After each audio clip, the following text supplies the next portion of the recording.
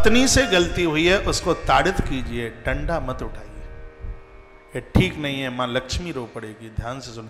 बहुत तो ऐसे लोग हैं लात मारते हैं, लात का प्रहार करते हैं, चोटी पकड़ते हैं।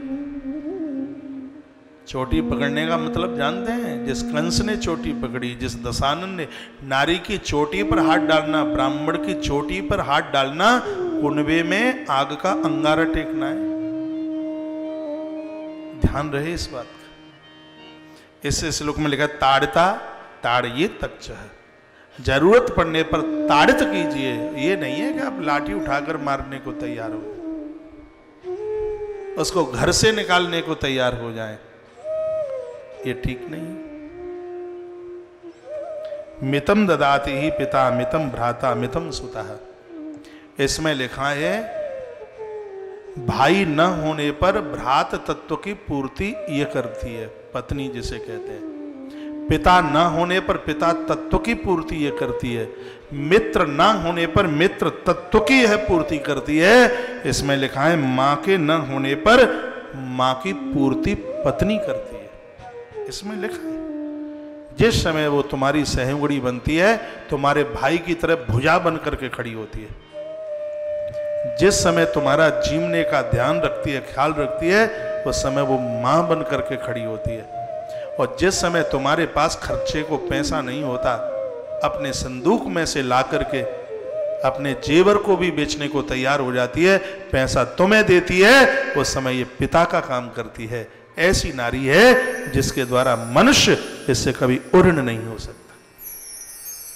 ये सदाचार का वर्णन किया है। इसमें वर्णन किया है कि जिस स्त्री को छोड़कर तुम गैर स्त्रियों के साथ जुड़ रहे हो, इसलिए चैप्टर लिखा है। उस नारी की महिमा तो समझ लो कि वो नारी क्या है। तुम चमड़े को प्रेम करने वाले लोग अपने धर्म को भ्रष्ट कर रहे हो। एक ग्रंथ में लिखा है कि बाजारू स्त्रियां कभी तुम्हारी सहयोगिनी नहीं हो सकती।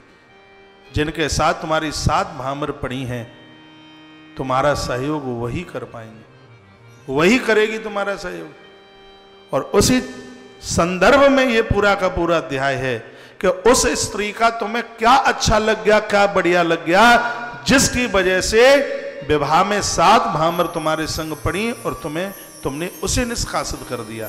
तो उसकी ये महिमा बताई कि जिसको तुम देख नहीं रहे हो, जिसको तुम समझ नहीं रहे हो, उसमें क्या क्या विशेषताएं हैं। भगवान वेदव्यास ने जो बात लिखी है, गुरुदेव पाराशर उस नारी की महिमा बता रहे हैं। वो कहते हैं यह नारी तुम्हारे लिए क्या क्या करती है, बता दिया कि अपना सब कुछ बेच बाच कर तुम्हें पैसा देती है, पिता का काम कर रही है, स्वयं भूखी रह करके तुम्हें जिमा रही है, माँ का काम कर रही है, और जरूरत पड़ रही है सहयोग के लिए, और वो तुम्हारे भाई की भुजा बन करके तुम्हारे संग काम से काम करने को तैयार है। तो ये ऐसा कौन सा है, क्या बना जिसकी वजह से तुम इसको त्याजित कर रहे हो? कमाल कर दिया। मां भर्तारम प्रत्यज्य रही चरस दुर्मति, उसके लिए भी बोला है जो स्त्री अपने पति को छोड़कर गैर पुरुष के साथ बैठ जाती है, उलू की जायते क्रूरा वृक्ष कोटर साइनी, मृत्यु के तत्पश्चात वह उल्लू की बनती है। उल्लू की जानते हो? उल्लू की पत्नी, क्या बोलेंगे उसको? उल्लू की ही बोलेंगे, उल्लू की, जो अपने पति को छोड़कर गैर पुरुष।